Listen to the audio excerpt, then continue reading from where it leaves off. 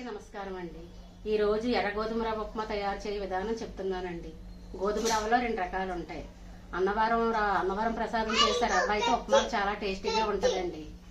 కావలసిన పదార్థాలు చెప్తున్నాను చూడండి. ఉల్లిపాయలు, అల్లం, పచ్చిమిర్చి, పచ్చెనగపప్పు, మినపప్పు, ఆవాలు, జీలకర్ర, పల్లీలు, కరివేపాకు, ఇంకా ఉంటే జీడిపప్పు కూడా వేసుకోవచ్చండి.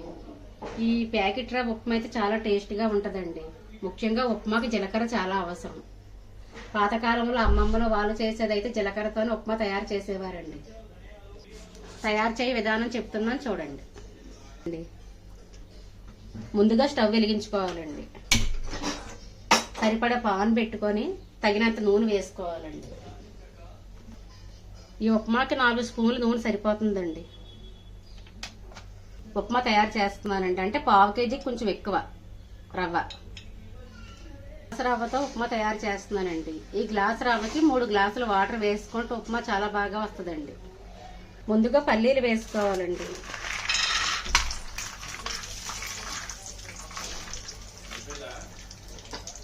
మీడియం మంటలో వేపుకోవాలి.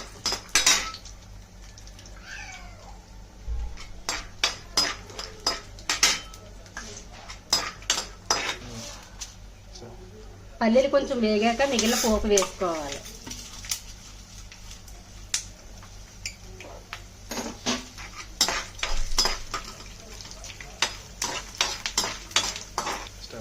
పోపు బాగా వేగాక అల్లం ముక్కలు, పచ్చిమిర్చి, ఉల్లిపాయ ముక్కలు వేసుకోవాలి.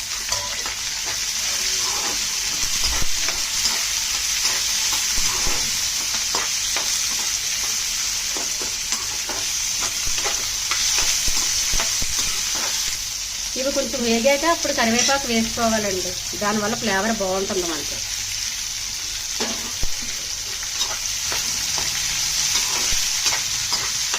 ఈ ఉప్మాకి అప్పుడే ఫ్రెష్గా తెచ్చిన కరివేపాకు అయితే చాలా టేస్టీగా ఉంటుందండి. ఎండిపోయినవి అయితే అంత టేస్టీగా రాదు కదా.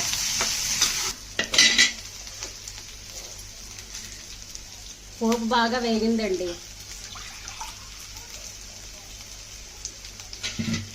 గ్లాస్కి 3 గ్లాసులు నీళ్ళు వేస్తున్నాను.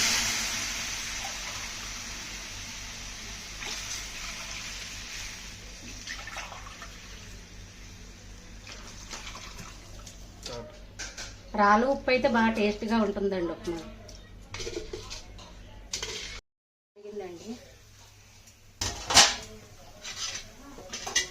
ఇప్పుడు మనం రెడీగా పెట్టుకున్న రవ్వని ఇందులో వేయాలి.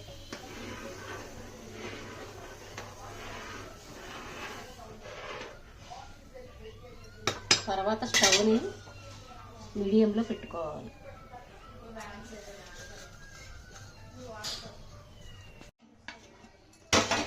ఉప్మా రెడీ అయిపోయిందండి.